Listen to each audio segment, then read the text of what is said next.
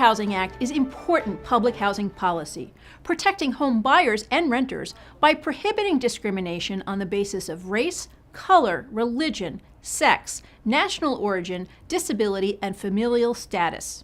It should be about whether or not you qualify. And thank goodness the federal government stepped in, and they did create programs. And those have been good programs that have paid off. And they've paid off for the federal government as well. And at the end of the day, we have home ownership and we have investment in neighborhoods. The act is actually part of the Civil Rights Act, approved only a week after Martin Luther King was brutally assassinated.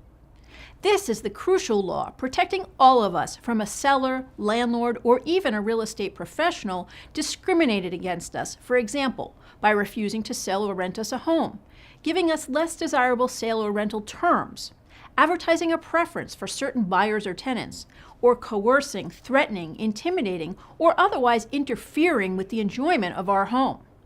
The Office of Fair Housing and Equal Opportunity helps enforce the act.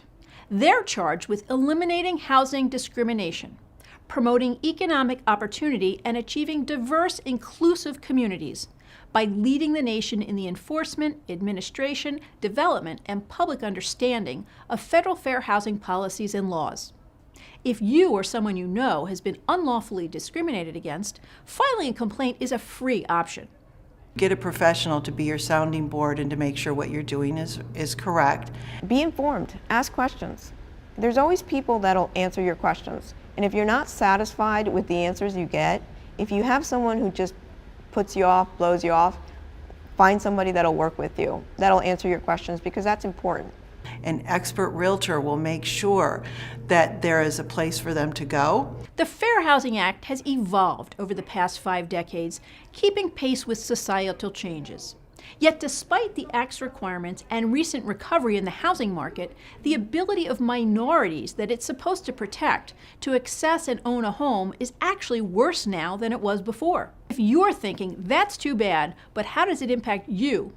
Consider the fact that the Fair Housing Act resulted from civil unrest in the 1960s, attributed in large part to housing discrimination and disparity, much like what we're seeing today. It's not just about the house, it's about the community. And so it has a ripple effect, a multiplier effect. It's important. Consumers don't realize that realtors are there for the community. Disparity that's arguably, again, contributing to racial unrest we're seeing across the country.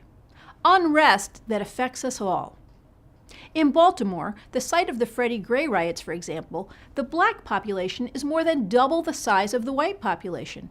Yet banks are still making more mortgage loans to whites. In fact, in the Baltimore region, the racial makeup of a neighborhood is the most significant predictor of whether a loan will even get made. Denying mortgage loans translates to fewer homeowners, dramatically impacting the entire economic fiber of a community. As a result, the economies in many minority neighborhoods in Baltimore and around our entire nation continue to deteriorate, even as the rest of our country recovers. Tell us what you think about the importance of the Fair Housing Act and other policy protecting buyers and tenants from discrimination, or email your questions to asktheexpert@shariolefson.com.